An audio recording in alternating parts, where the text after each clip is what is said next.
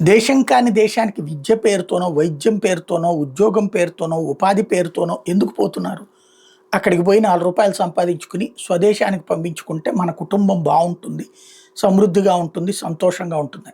ఇట్లాగా ఏర్పాటు చేస్తున్నటువంటి లెక్కలు చూసినటువంటి సందర్భంలో ఏం జరుగుతోంది అంటే, ఖచ్చితంగా అది అమెరికా లాంటి వాళ్ళకి కడుపు మంటకు కారణమవుతుంది. రెమిటెన్స్‌ల పేరుతో అక్కడి నుంచి మనకిక్కడికి డబ్బులు వేసినప్పుడు రెమిటెన్స్ అంటారు. వాటిని డాలర్‌లో పంపిస్తే, లేకపోతే యూరోల్లో పంపిస్తే, లేకపోతే దిర్హాముల్లో పంపిస్తే దాన్ని కన్వర్ట్ చేసి రూపాయల్లో డబ్బులిస్తారు. దాంట్లో బ్యాంకులు లబ్ధి పొందుతుంటాయి, ప్రభుత్వము ట్యాక్సుల రూపంలో లబ్ధి పొందుతుంటుంది.